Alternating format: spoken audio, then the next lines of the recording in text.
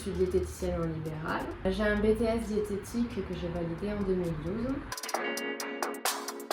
Depuis à peu près 1 an, je travaille en libéral, en cabinet, et donc je prends en consultation des patients un peu de tout type, mais principalement à 90% des personnes qui sont en surpoids ou en obésité. Là, je suis dans un cabinet médical, donc je ne travaille pas forcément en équipe, mais malgré tout, j'ai quand même des rapports avec les médecins du cabinet qui m'envoient des patients. Et en échange, pareil, je leur fais des comptes rendus sur le patient. On essaye de travailler au maximum quand même en équipe. J'ai un BTS diététique. J'ai aussi également complété cette formation par une licence en sciences sociales appliquées à l'alimentation, donc quelque chose d'assez spécifique qui m'a permis un peu de travailler plus sur le comportement alimentaire, l'aspect un peu sociologique de la chose, on va dire. Suite à mes études, j'ai pas forcément travaillé directement parce que j'ai trouvé que c'était difficile de trouver du travail. Donc je suis partie voyager, je n'ai pas cherché trop longtemps, pendant 1 an, et quand je suis revenue, je savais plus trop ce que je voulais faire. Donc j'ai un peu travaillé à droite à gauche, fait des petites missions par-ci par-là, mais rien à voir avec la diététique. Donc je travaille en cuisine, une passion que j'ai aussi avec la diététique. J'ai travaillé aussi en aide à domicile sur les repas pour essayer de faire un peu cette partie repas et diététique, mais avec la personne âgée.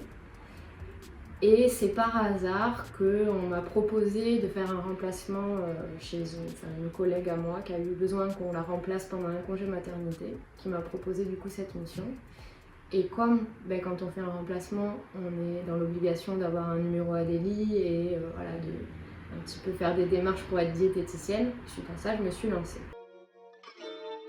J'ai toujours aimé cuisiner. Faire simplement de la cuisine, ça ne me suffisait pas, donc j'avais vraiment envie de savoir un peu plus qu'est-ce qu'il faut manger, quel aliment est intéressant pour la santé, vraiment cet aspect santé relié à ma passion sur la cuisine. Je dirais que la diététicienne avant tout c'est une conseillère en alimentation.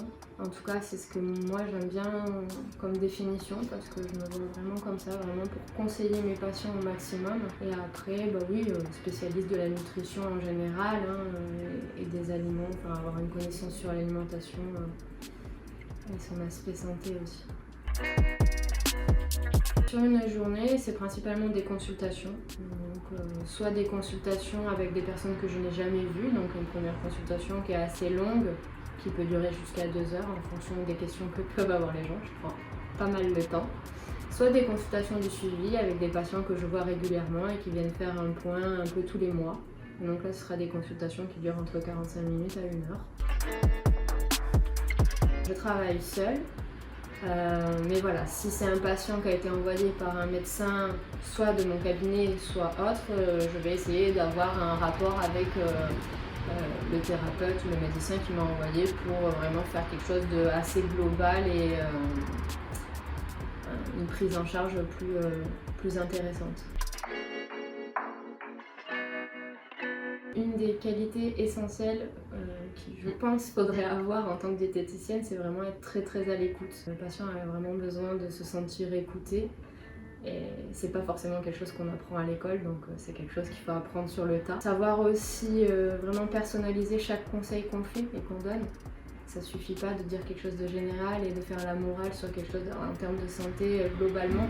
Il faut vraiment que ce soit spécifique à la personne et s'adapter au maximum à ce que fait déjà la personne et après essayer de pousser plus loin.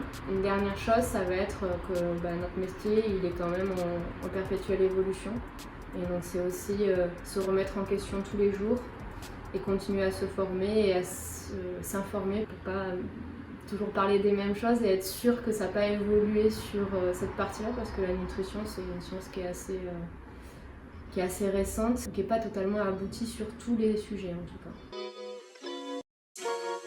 Dans plein d'endroits, dans plein de domaines, que ce soit en restauration collective pour faire tout ce qui est menu ou hygiène. Il y a toute une partie hygiène aussi dans notre domaine. Ça peut être aussi à l'hôpital sur l'aspect un peu plus régime et pathologie. Donc ça, ce sera les 2 missions qu'on a le plus. Après, il y a évidemment le libéral où c'est assez large. Et après, il y a tout ce qui est un peu soit en association, soit dans le côté un peu commercial pour faire des animations. en termes d'alimentation et de santé. C'est assez large, on peut exercer un peu partout. Après, en tant que salarié, non. Ça, c'est plus de l'ordre du libéral. En tant que salarié, ça va être plutôt quand même à l'hôpital où on aura des emplois et aussi de temps en temps dans tout ce qui est à domicile pour tout ce qui est alimentation parentale et entérale. Oui, bien évidemment, j'ai été affectée par le Covid comme tout le monde, en tout cas pour la partie financière, on dira. Donc, j'ai été affectée principalement parce que au premier confinement, ça faisait pas très longtemps que j'étais en place. Et donc, j'ai perdu quasiment la plupart de ma patientèle. En fait, tous mes suivis ont décidé de plus me donner de nouvelles. Donc c'était un peu un retour à zéro, on va dire. Mais cette période, elle a aussi permis que je me remette en question sur certaines choses et que je retravaille mes documents, ma façon de travailler, voilà, de prendre un peu plus le temps pour réfléchir et aussi d'aborder les consultations différemment avec la téléconsultation, ce genre de choses. Tout, sinon j'en serais pas là. J'aime beaucoup pouvoir accompagner chaque personne sur les objectifs qu'il a à atteindre et vraiment coacher la personne au maximum et lui apporter au maximum de conseils. Ça, c'est vraiment ce que je préfère. Et après, il y a toute la partie cuisine où j'aime bien m'initier un peu dans la vie au quotidien et la cuisine au quotidien. En théorie, oui. Je commence à 9h et je finis à 20h. Ça, c'est la théorie. En pratique, ça dépend un peu des patients que j'ai sur la journée. Et comme je le disais, je suis quand même au début de ma carrière, donc avec le Covid qui est passé par là. Donc chaque journée est différente et je travaille avec Doctolib, donc évidemment, il y a beaucoup de modifications qui se font même dans la journée. Non, j'ai toujours beaucoup hésité sur ce que je voulais faire. Un des premiers conseils, ce serait vraiment de bien réfléchir déjà dans quel domaine on veut travailler à la sortie du BTS pour se renseigner au maximum pour savoir si le BTS suffit ou s'il faut continuer les formations. Parce qu'il y a certains débouchés où ça mérite de faire une 3e année dans un domaine. Et mon deuxième conseil, ce sera en tous les cas de se former au maximum, même quand on est en place. Donc vraiment tous les ans, faire les formations qu'on peut faire. Parce que quand on est, autant quand on est salarié que quand on est en libéral, on a la possibilité de se former et il ne faut vraiment pas hésiter à continuer à le faire. Le BTS me suffit.